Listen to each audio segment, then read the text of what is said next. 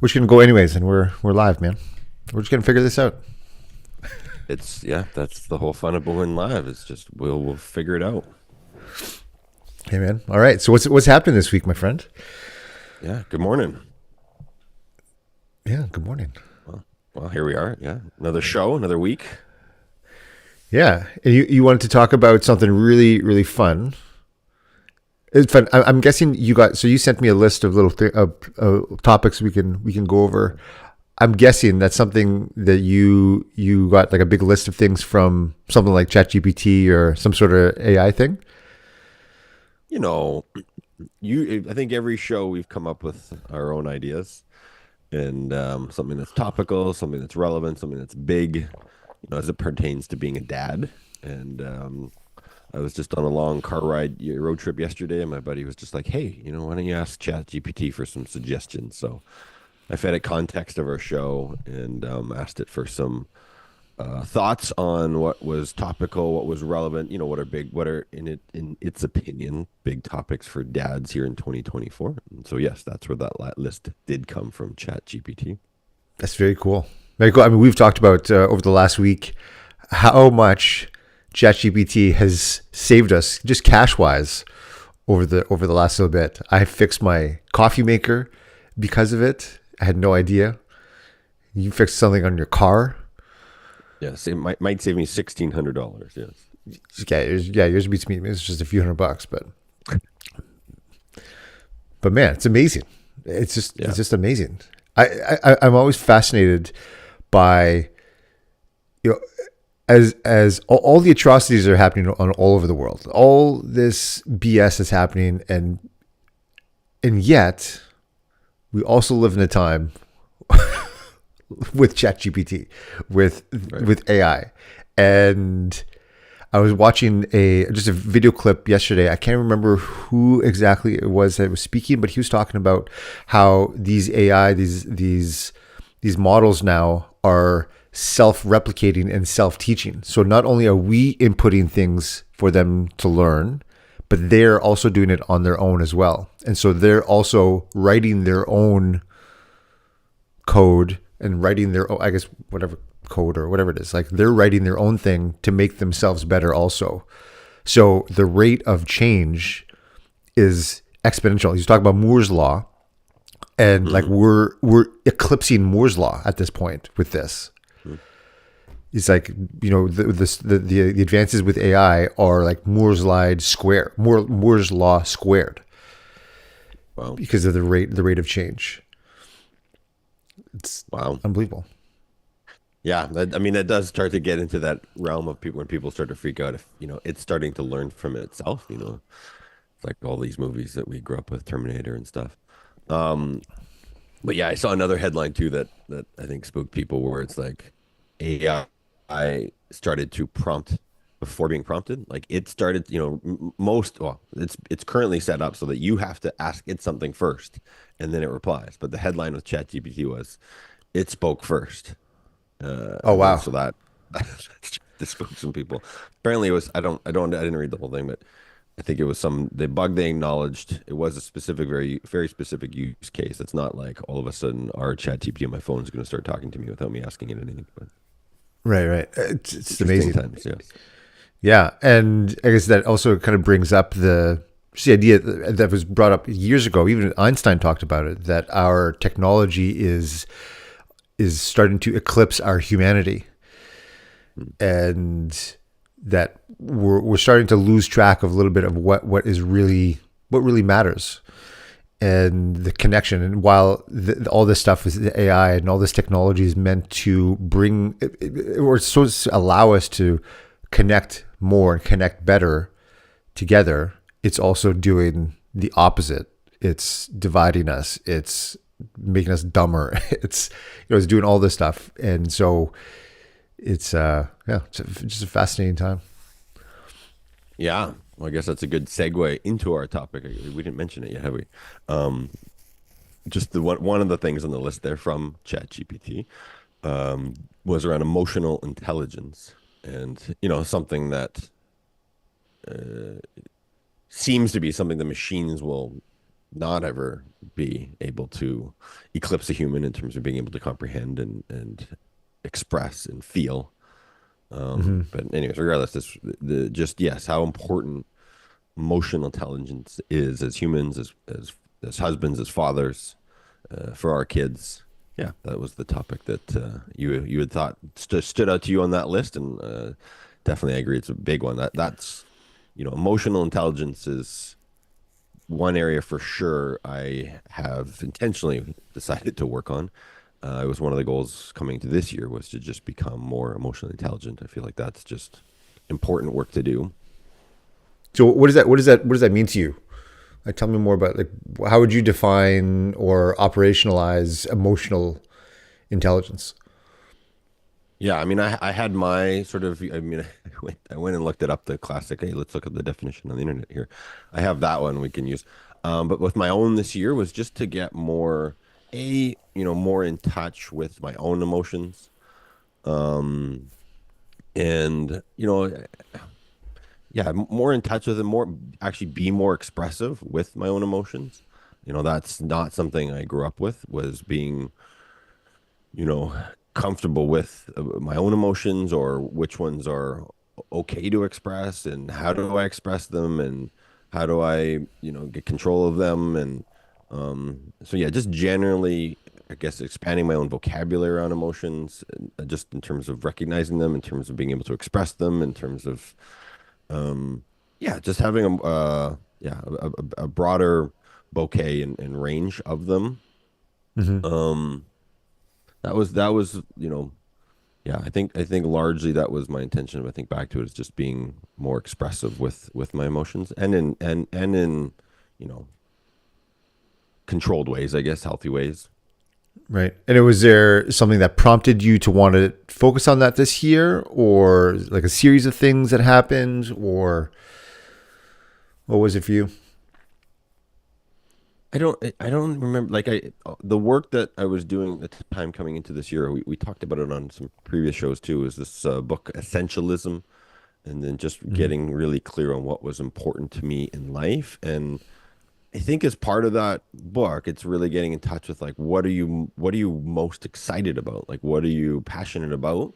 Um, and really starting to dial in, life and efforts around that, and not doing stuff that you're not excited about and maybe you're stressed about. And so there definitely was some big transitions earlier this year for me. It was coming to the close of a big chapter with my previous business. I'd been doing mobile gaming with a buddy of mine for 8 years, and that business, we were hitting some really hard times last year, and so I was really going through that inner work of, well, if that doesn't end up working out, what's going to be next for me? What would I truly be excited about? And I think just through that work, it was like, well, okay, what am I really excited about? Like, getting in touch with those Hmm. emotions of, okay, well, because it'd been a little while because the business was getting hard and I wasn't as excited about it. So I think that was the spark of it, is like, okay, well, what am I going to be really excited about going into 2024?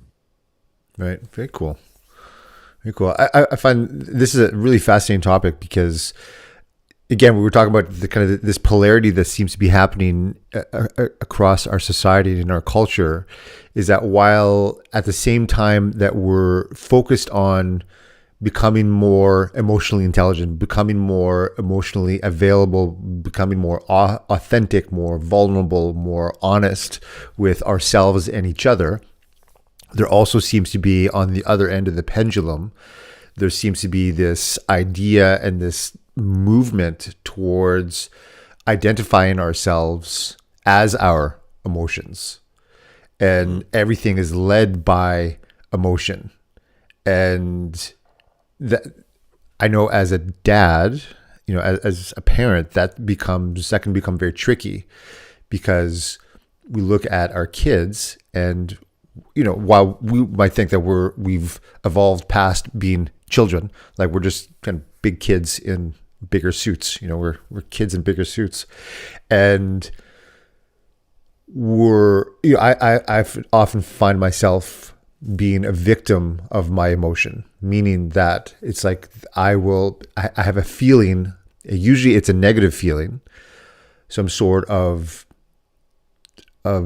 sadness or despair or shame and guilt, and I'll feel like that is just pervasive of everything. That all of a sudden that feeling is pervasive of everything in life. It's permanent and it's just perpetual. Like, so everything is kind of led by that. And we live in this culture that is very much rewarded to be a victim in many ways. That people are identifying with their class, their race, their gender, their philosophical leanings, their religion, all of that, and any sort of trauma that has come from that, or any sort of negative experience that's come from that, they've identified, and we've kind of cling to that. And so we have this. I can't remember. Somebody called it. I can't remember. It's not coming to me right now, but we're trying to outdo ourselves with the level of victimhood, and people are also being rewarded for being vulnerable in their victimhood. It's like they wear it as a badge of honor, and in the name of being more vulnerable and being more expressive and all that. And there's this weird like tussle that's happening between what I believe, and I think you would believe too, like more like what's real emotional intelligence versus just being emotional, right? And being led by emotion. Right.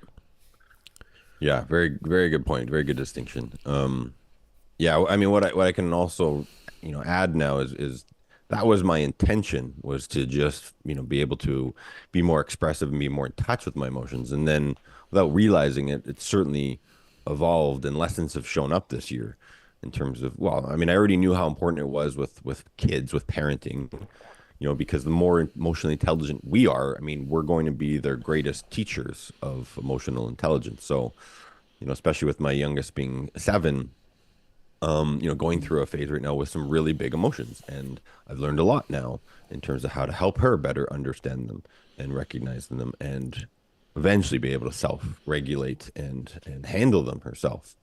So that, I mean, just the value of being able to be more emotionally intelligent for ourselves, first and foremost, then being able to be that example for others, especially our kids, and then being able to help them with those and help them become more emotionally intelligent, I think is just hugely important work.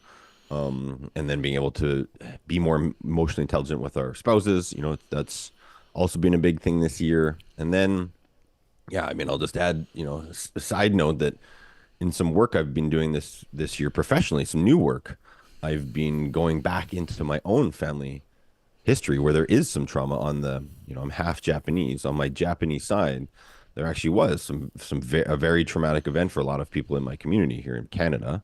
And so, not being a victim of it, but at the same time also being able to go into it and be like, is there something there? Is there something there specifically for me? Is there some trauma I do need to explore? And yeah, just walking that path of not wanting to be the victim of it, but do understand that there might be something there, and going through that process of recognizing it, of healing it, of being able to transcend it. So there's a lot there. Yeah, and how would you how have you navigated that then? Because I guess it's easy to I mean, because you told me very very minimally, or just a little bit about what you had seen even just yesterday going up to Lillooet, and some of the things with the internment camps here in Canada, which I had zero knowledge of, and it would be so easy to look at that and to think of all of the the trauma that would come, like generational trauma that would come from that, and just go, okay, well that's it. Like that's why I have all these feelings. That's why I have all this disadvantage. That's why, and not take the next step, and like you're talking about, actually healing it. And I think that's the difference between being just stuck and identifying in emotion and actually having emotional intelligence. It's like that emotional intelligence means you become resilient in your use of your emotion. You're not necessarily led by emotion, but you're using emotion to help guide your actions, not the, they're an effect, not necessarily the cause. So people feel like they're whatever I feel, well, that must be the truth, quote unquote, the truth about my situation. And so, and people feel powerless to change any of those things. Mm. It's like, well, I feel this way, this has happened, and so that's why my life is messed up. That's why I can't make this change. That's why I can't lose this weight. That's why I can't build this business. That's why I can't be a good father. That's why I can't be a good husband. That's why I can't be happy. It's because of all these things outside of myself.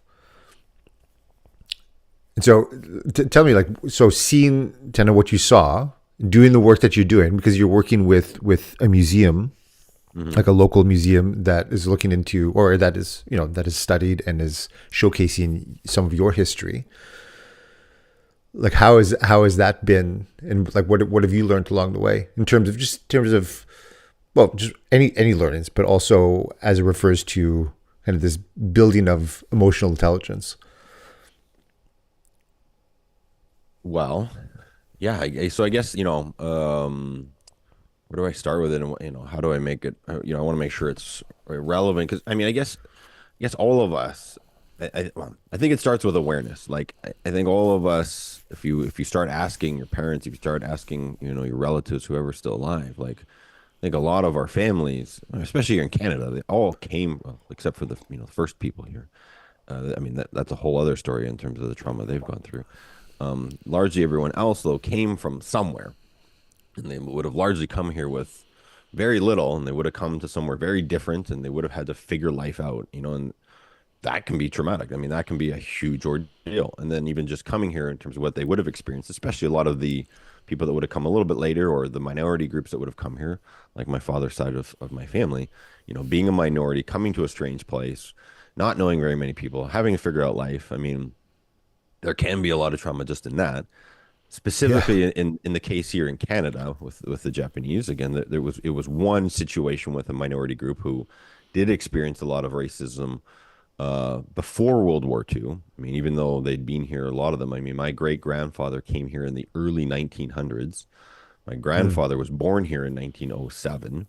So very quote unquote Canadian, like, born here with, um, so, and yet there was a ton of racism against that community going into World War II. World War II starts, and they're labeled as enemy aliens. They're labeled as spies. They're labeled as, again, for the people who were here, they felt like we're Canadian. We came here to be Canadian, to grow up here, to raise our families here. But it's war, and so this racism that was already there was able to be amplified in magnitude. And so anyone of Japanese origin were deemed to be, no longer Canadian, deemed to be enemy aliens, and needed to move from the coast and put in these camps, 100 miles from the coast. And I'll make it short. But they, through all of that, it wasn't because of the war. I mean, it was because of this. There's lots of now documentation that's now being surfaced. It was because of these racial tensions that existed, that they were put in these camps. And so, I mean, some of these camps, there was nothing there, right? They had to build these shacks themselves. They had to figure out how to make life work. There wasn't schools. There wasn't food. I mean, they had to figure everything out from scratch again. They Wow. would have come here and had to figure out scratch things from scratch the first time. Now they're getting moved into some of these communities that were, like super harsh weather too. Like we're talking up in the mountains, and so there's about 22,000 people that got relocated. They were hoping to be able to come back to their stuff, after the World War was over. But shortly after they got relocated, everything of theirs gets sold, fishing fleets, their homes, their land, their cars. So all of it gets sold off. And then on top of that, after the war ended, they were told there was, I can't remember the name of it. It's called the second. Anyways, on top of this is stuff that I didn't even know within my own family. My father was born in one of these camps, and even then I still didn't know about this. There was a second relocation. So after the war ends, in the United States, this also happened. In the United States, at least after World War II, the Japanese Canadians could go back to their homes. They might have had everything sold too in the United States. Actually, I can't remember. Anyways, the after World War II ends, now they're told again, we're reservation, or you need to go back to Japan. So for the next 4 years, a significant amount of the Japanese that were in moved to BC were exiled. The only way you could stay in BC was if you had an essential service job. Um, so, anyways, yeah, my family, where my grandfather and his father moved to a camp during World War II, then moved to another town, Devine, BC, in this sort of second relocation. He found a job there, and then we're able to finally come back and restart life again in 49, so 7 years later. So, Wow. through all of that, I don't know. I don't know what was traumatic for my family because my grandfather's not alive, unfortunately, anymore. To be able to ask him now with what I know, I can only imagine. Hmm. What maybe some of the trauma was. I can only go through my own. Part of the big thing about this for myself is just being able to go through my own emotions with it. Like, how do I feel about this? How do I feel about how these people were treated? How do I feel like about how life would have been like? How do I feel about what it would have been like to continue to reestablish life, coming back to Vancouver. So yeah, a lot of it's been about just being able to tune into the emotions of what people did experience, what that could have been like, and how I feel about it, because that's something that hasn't been talked about a lot about in this community is how do we feel about it? There's been a lot of let's just like after the war, it was a lot of just fit in. That was sort of the mandate Hmm. within the community was just now look, don't let's not make this a big deal. We're just going to fit in. Let's just go back. We just want things to be the way we intended them to be. We want to be Canadian. So there was a lot of this intention of just let's just fit in. And so, anyways, this has been a journey for myself to just figure out what trauma has existed there in that community. What of that has gotten passed on to me? How do I feel about Right. this? How do I feel about growing up in a community that's just tried to fit in? And what of this is mine? What of this is not working for me? What of this is I want to be proud of my heritage and I want to own and I want to figure out who I am and I don't want to just fit in. So there's a lot in this in terms of just how do I yeah how do I feel about this? How do I want to feel about this? How do I yeah And are these all things that have come up since you've been doing this research? yeah there hasn't been even though that was 80 years ago. We've talked about it a little bit within my own family, but there's been more conversations now within my own family with my father and with my cousin, within the community itself. There's starting to be some like healing work that's been going on.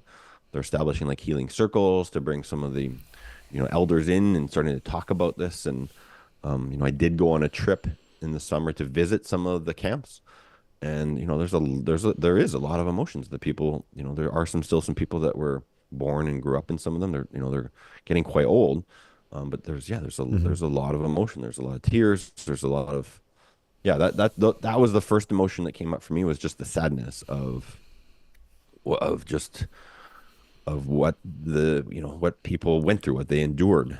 um and yeah, I mean, and there has been some people that have taken strong initiative to at least start to get some awareness. I mean, this has been going on for decades. There's been some big movements in Canada that have gotten apologies from the government. They've got some compensation for families. The museum I'm working for, that was founded based on some people who took the initiative to make sure that the Canadian public knew about this and to get an apology from the government and some funds to set up a museum to educate people on this history so that we can learn from it and not have it happen again. So, but yes, there is still some emotional awareness and processing and understanding for myself to go through with this for sure.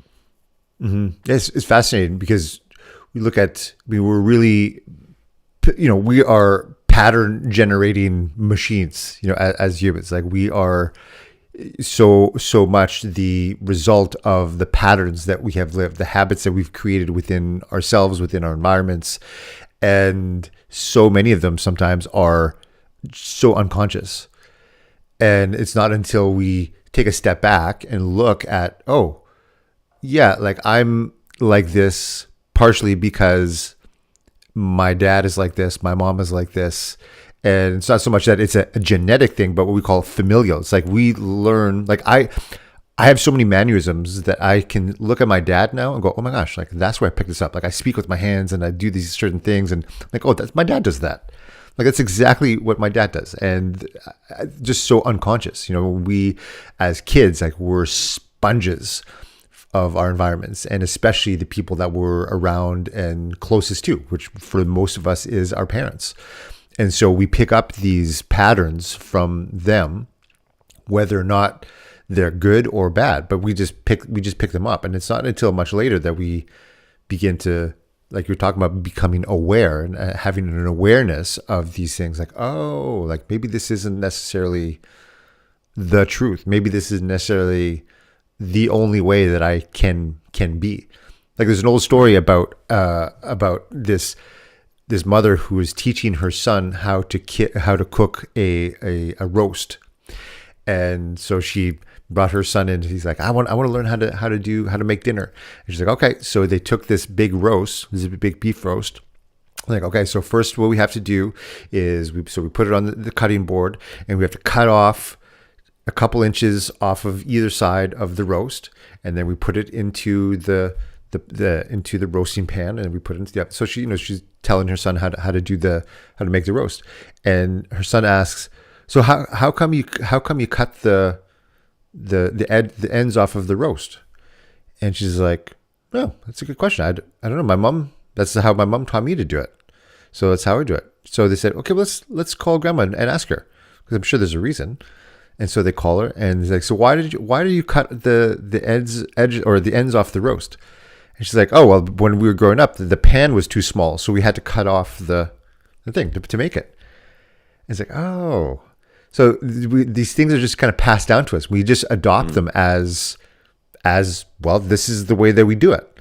And we never question why it is. And maybe there's a good reason, maybe there's no reason whatsoever, but it's just these patterns that we grew up learning and we just adopt. And like you're saying, it's so crucial that when we become adults, that we start to actually become aware and look at the things that we've adopted, and then we get to be able to choose, hey, well, is this serving me? Then I'll continue. And if not, then maybe I'll change it. Because like we're talking about building emotional intelligence, our kids are learning those patterns from us. And that can become for me anyways, it's very empowering and super scary.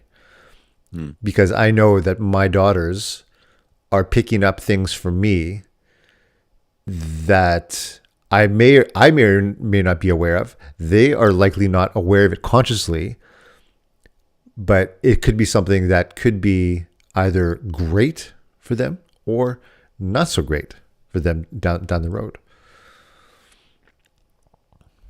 Yeah. Yeah. What I hear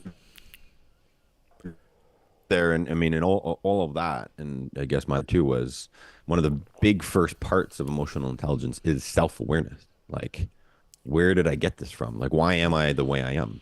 Being able to, if you can, look at your parents, look at your childhood, and even look at their child, where they came from, to see potentially some of these patterns that could have influenced how we are showing up here today, and then decide, like, oh, is there more there? Like, part of my investigation with my family history is there a bunch of like suppressed emotion there about all of that, and then why am I the way I am today, and which parts of this and me do I want to keep, and which parts of them isn't the real me, is something that's gotten passed down.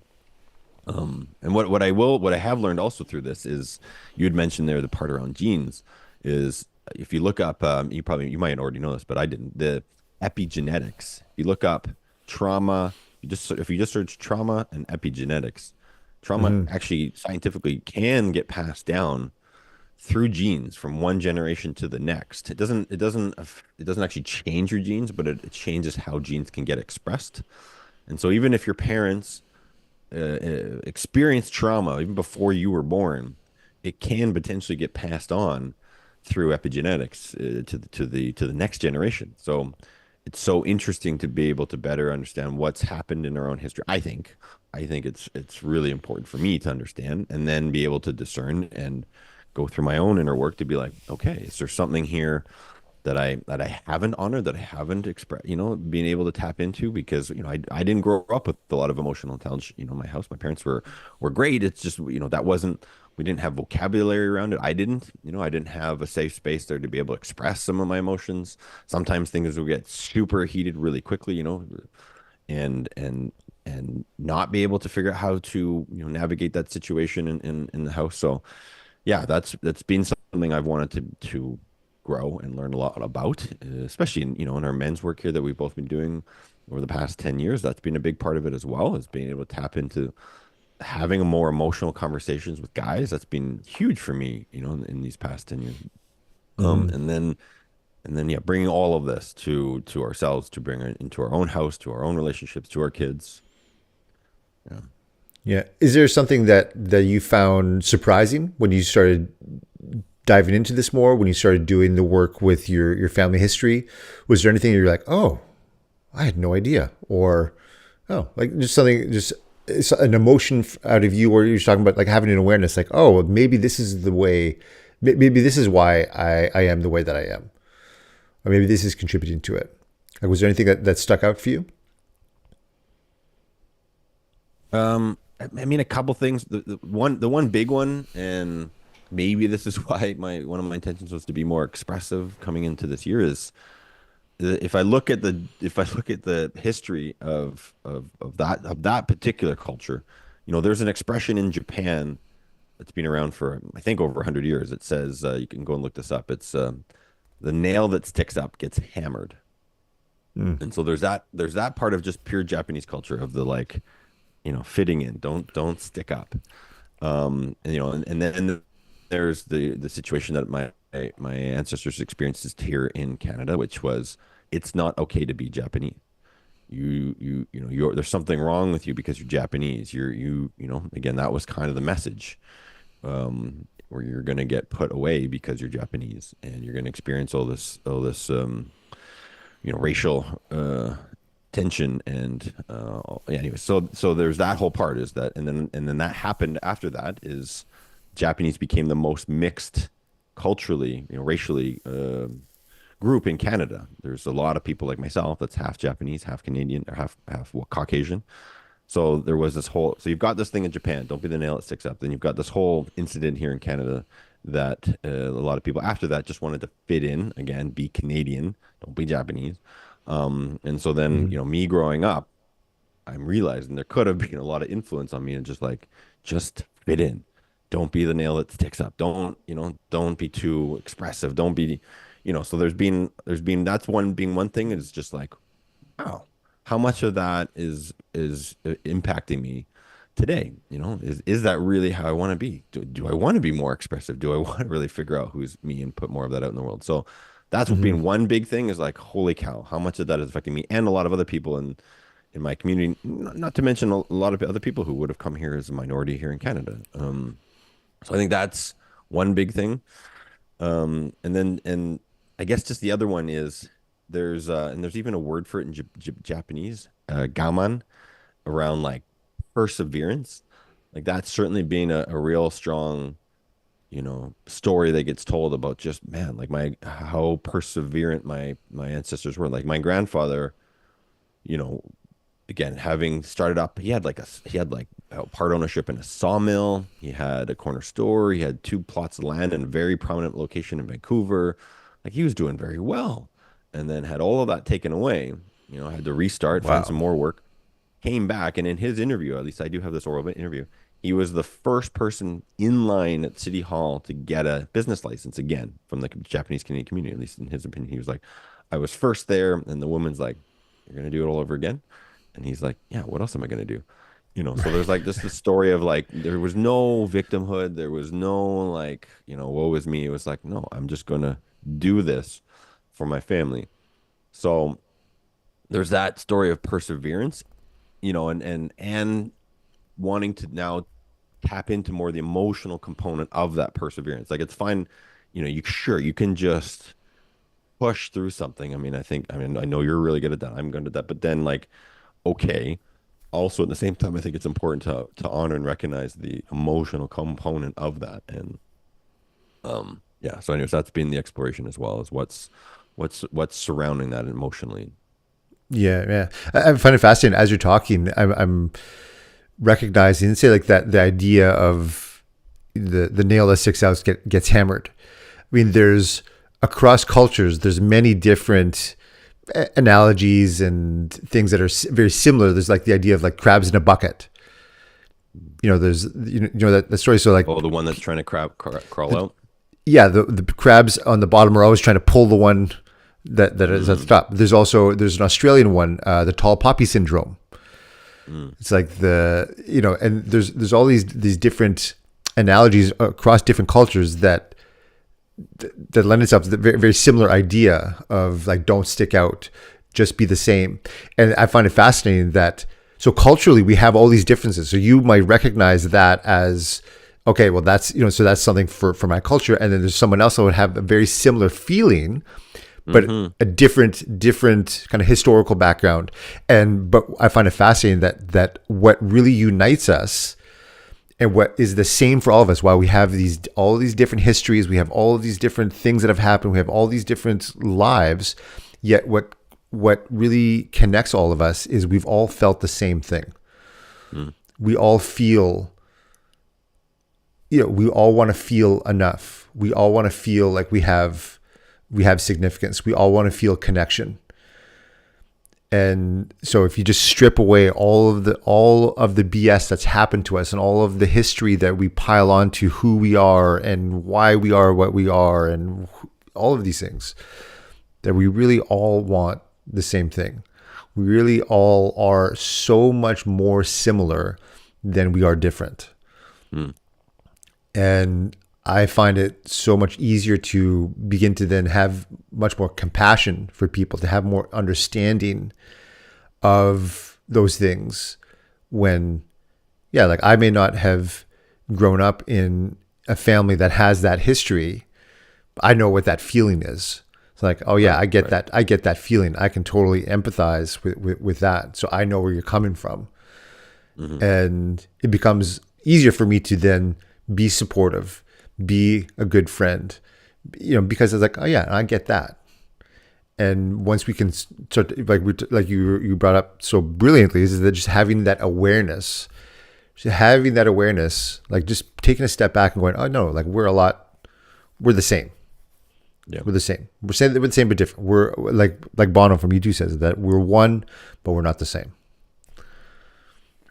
Yeah. Yeah. Yeah. Well put. You're right. The emotions do allow us to, if you're aware of them, if you're in touch with them, if you're, able to start to feel more of them yourself, then it is much easier to connect with others that might have experienced similar emotions, even through a different experience. So I think yeah. So for one part of it, I think a huge part of it is self-awareness, and then figuring out, I think which emotions are suppressed that I actually might have if I allow myself to experience them. So I think there's a whole bucket of work around tuning into our own emotions that we haven't honored and recognized. I do think there's a whole other bucket of work of emotions that are very expressed and sometimes maybe more so. I can think of some examples for myself where there is going to be a triggering event. I can think of one this year where someone I thought that was not telling the truth straight to my face. And I've done a lot of work on, the four agreements, being impeccable with your word. And Mm-hmm. in my experience of things, I was like, well, that doesn't seem true. Like I can factually I can prove that that's not true. And so that was a big trigger for me that, that someone wasn't telling me that what I thought was the truth. And so I had a very, very emotional reaction to that. And I need to leave the room. And so that was something that I realized, well, okay, in terms of my own self-awareness, like why am I so triggered by the thought of somebody lying? And so rather than, again, in someone with low emotional intelligence would immediately go to a place of like, well, it's them, it's their fault. They're the one that's doing this. They're the one that's causing all these emotions that I have inside of me. That's not doing the work, in my opinion. Our work is, wow, they're triggering it. Mm-hmm. They're not the cause of it. They're triggering it, but this emotion is mine. This is, this is where we take the, responsibility for our work. Is like, oh my goodness, this is coming up in me. Why am I so charged by this? And so in that incident, I went and took a 45-minute shower to process, like, holy cow, why is this so big for me? And so I went back into my own childhood, and I actually realized all the times where I wasn't truthful as a kid. And even some of these silly, I thought they were silly incidents, but I still remember them to this day, how bad it felt. I remember telling this, I must have been like 6 years old. And I told one of my buddies' dad that no, I didn't write the swear words on this like chalkboard that he had in his basement. And I remember flat out lying to his dad that I didn't do it, but I did. So I went through all of these, and there was Mm. stuff with my parents. And so I went through all these times where I didn't feel good because I didn't tell the truth. And so just starting to process why this whole volume of emotions was there for me, why it was such a big deal. And yes, truth is important to me. And maybe this wasn't actually what I thought it was. And so that's, for me, that's a whole other bucket of work, is recognizing if we have, if emotions are, if we're letting them run us, um, and where is that coming from, and how do we get in a control of them, and manage them ourselves. And for me personally, and I've worked with other people on this, and some professionals and our men's group and everything else, is to figure out, wow, where did this come from? Largely those big volumes of emotions have come from way back. They've been in us for a long time. And if they're coming up, and we don't have control of them, in my opinion, that's on us. That's our accountability. That's our responsibility to be able to figure out where they're coming from. In my opinion, it's being able to do the work of what's underneath them, being able to heal that potentially so that they're not running us. And then next time, and then I've been able to now be tested this year. The next time, it's nowhere near the same volume of emotion. The next time, like, okay, I can understand why this was a big deal for me here. I don't like it, but at the same time, I'm now in control of my emotions. I am able to be present, stay in this conversation, and now talk about this from a rational place where my adult self is now online. Yeah, So that's that's great. Yeah, yeah. There's just the idea that so many have, and I've had, and I still continue to have so often, is that life is happening to me. Like all of these things are happening to me, and I am not in control. And while there may be so many things that I'm not in control of, like other people and other people's emotions and other people's words and actions, that I'm still responsible for how I show up and how I respond. So I'm response able. So I'm able to respond. And one thing that I learned from one of our common mentors, Tony Robbins, is he talks about this idea of conscious blaming. mhm. And that was such a big lesson for me. And he talked about his mom, and his mom was she had substance abuse issues. She was an alcoholic. She was violent towards him when he was a kid. And he brings up the example of Oprah was molested and physically abused when she was a kid. And funny enough that I can just say the word Oprah, the name, one single name, and everybody, I guarantee you, everyone who's listening or is watching knows who I'm talking about. This person is so ubiquitous with culture, and Oprah Winfrey, and she, and Tony talks about if his mom was the mom that he needed, that he feels he needed when he was a kid, he would not have grown up to be the man that he is. And so while we might blame our parents for all of this BS that they've given to us, all the stuff that they've put on us, they've also given us the gift of resiliency. They've given us the gift of making sure that we were going to be different. And, same with Oprah. Like if she had not been through the things that she had been through, she likely would not be the woman she is today. She would not have the effect. She would not have the impact that she's had on culture. Same with Tony. And so it's like you take what you've been given, you take the cards that you've been handed out, and you make something different with it. You become aware. You just take control over those things, that you recognize that life is not happening to you, but is happening for you, and that is always a choice. Yeah. Yeah. That's huge, man. What yeah, I was just thinking of also the ways that, well, so for me, a really good example of how this all shows up is tangibly for me is with what's her phase now when it's 7 years old. There's this is I can definitely see in this phase just how these big emotions come up.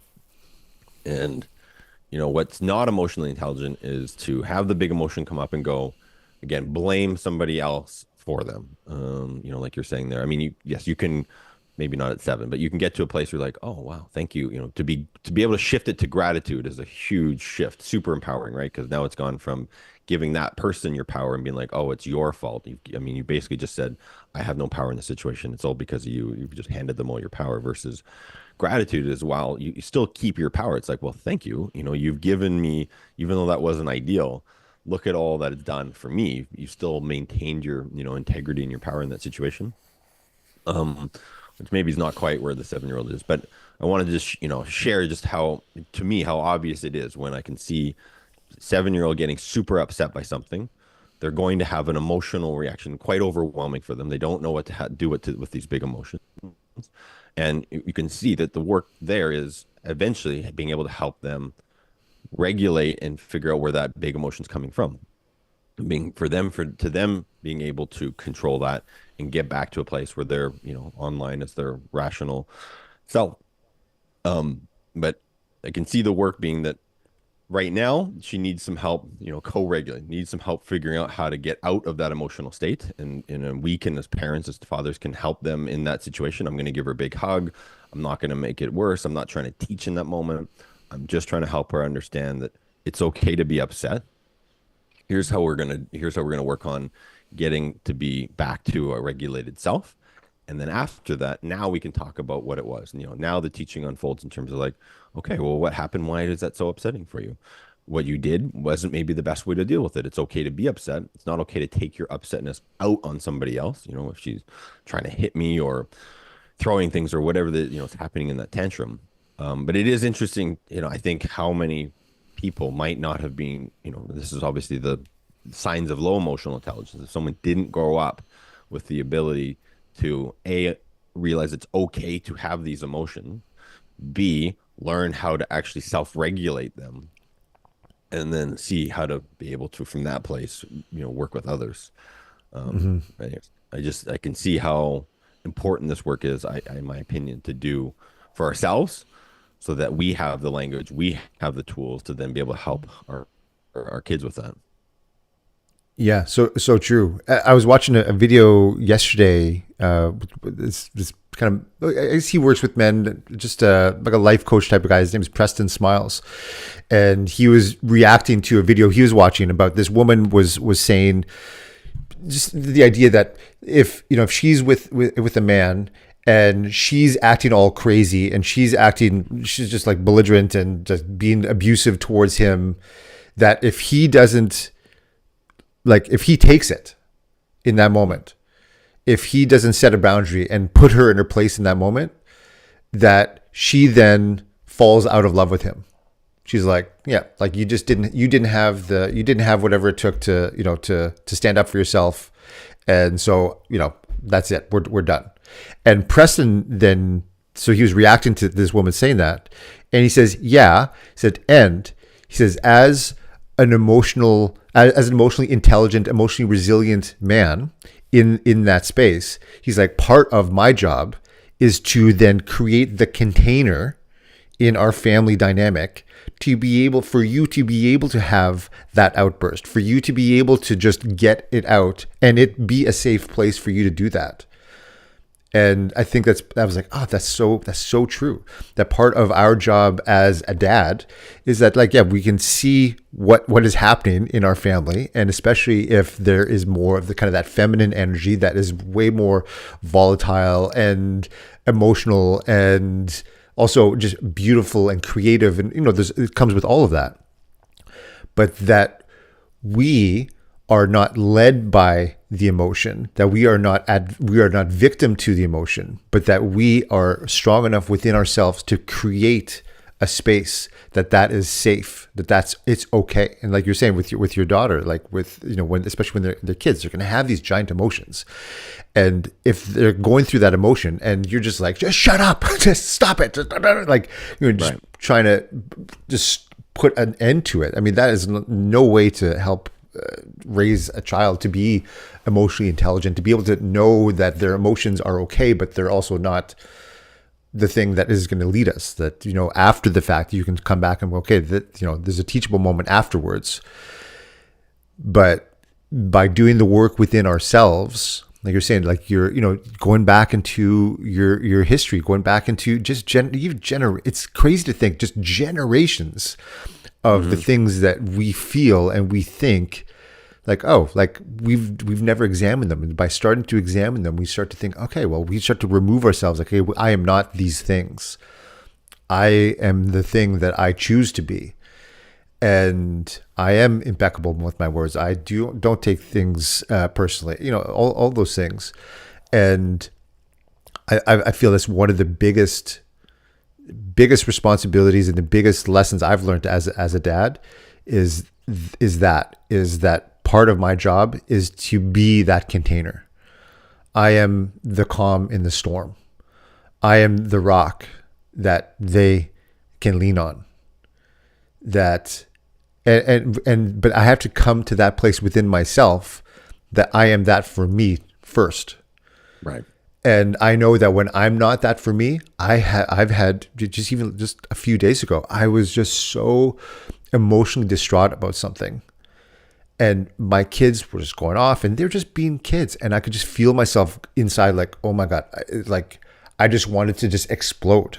I just wanted to yell. I just wanted to just like throw things. I wanted them to stop what they were doing. And it took everything I had to just keep it just like, not that I was repressing it, but just like, okay, this is not the truth here. This is not real. I mean, this is not, there's something else going on than what I'm feeling. And so I could still, okay, like take a breath, remove myself. Like, so I had some mechanisms to self-regulate, and thank God that I did, because I know that for people who don't have that, then the tendency is to just be led by that and to say things that later you might regret and do things that later you might recognize were harmful. And so like we talk about so much, like it all comes back to how we are within ourselves. That the more that I'm able to respond, the more I'm responsible for my own emotional intelligence, the more that I can then teach and expect that of my kids, because I'm leading and teaching from what I live, not from some, hey, I read it in some book. Yeah.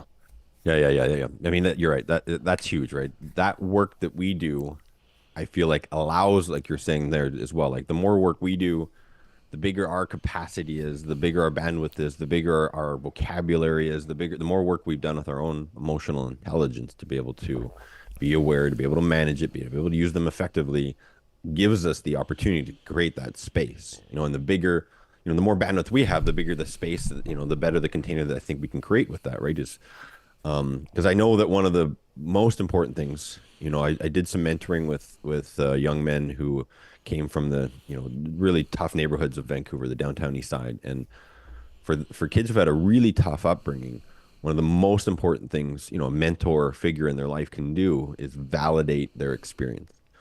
It might not be nearly the same experience I had. I might not totally understand, but at least I can show that I can do my best to understand. I can do my best to be like, wow, like that seems really tough. Like just to validate, like to not make them feel wrong, because what they're experiencing, what they're feeling is their experience. Like I can't take that away from them. And largely they would have grown up in an environment where that's been largely invalidated, and that leads to a place where like, wow, I feel this way. Someone else is telling me I shouldn't. That just creates this whole, like you were saying too, like when the kid gets upset, we don't want to shut it down. the best thing we can do is at least validate, like, wow, I can see that this is really upsetting for you. I mean, I'm not going to tell them, but I might not get upset by that, but that doesn't matter. At this moment, for them, it's a really big deal. And I saw this other great, perspective on, are we looking for like a short-term result here or a long-term result with our kids? The short term is if my kid gets really upset, I could hack them out of it, right? I could be like, oh, look, come over here, like let's watch something funny, take them out of You something want a that's piece of really upsetting.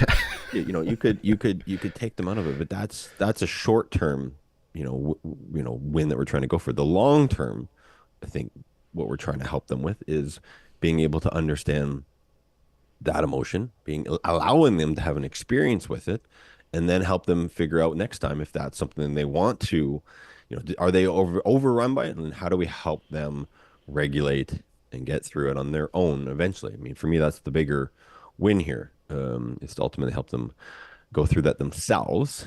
And if it is something really upsetting, is being there for them and handing them the Kleenex or whatever it is. Like we're there to support that emotional experience and help them be able to self-regulate it, not trying to take it away from them, not trying to dismiss it, not trying to shortcut it. Because that's where our work is. I feel like is to be comfortable in the presence of those emotions and being able to support someone with it. That's awesome, man. That's great. And I think someone's up. Um, Yeah, over here too. So that's a good place maybe to leave for today. Yeah, I had one more point, but it has evaporated from my mind. So, oh yeah, the I find, video. yeah, go for it. Well, it's a cheesy video, and it's a little. I mean, it's done to be humorous, but there is some real truth in it, just on this piece around honoring and recognizing someone else's experience. It's not about the nail. Oh yeah, You know this video? that's hilarious. I'll, I'll leave that one. It's 3 minutes long. I mean, it is, I think, really well done, especially for guys to, someone shared with me this tagline that logic can dismiss emotion. And, as Mm. guys, if I'm not fully tuned into my own emotions, if I'm not, emotionally intelligent, and believe me, I can go there. My default is to use this thing and rationalize and use logic and be like, well, that doesn't make sense. It's like this. Meanwhile, emotion is a whole other realm of things, right? So you can't have an emotional and logical conversation at the same time. Um, so that's been a big thing, is to not use logic when emotions are involved. That's some of my work.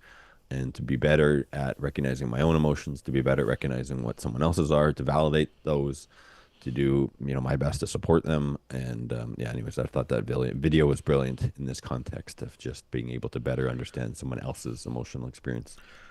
Yeah, yeah. I think that's a great. Yeah. So if you haven't seen the video, or even if you have, just look up. It's not about the nail, or it's not the nail. It's not about the whatever it is. You'll find it.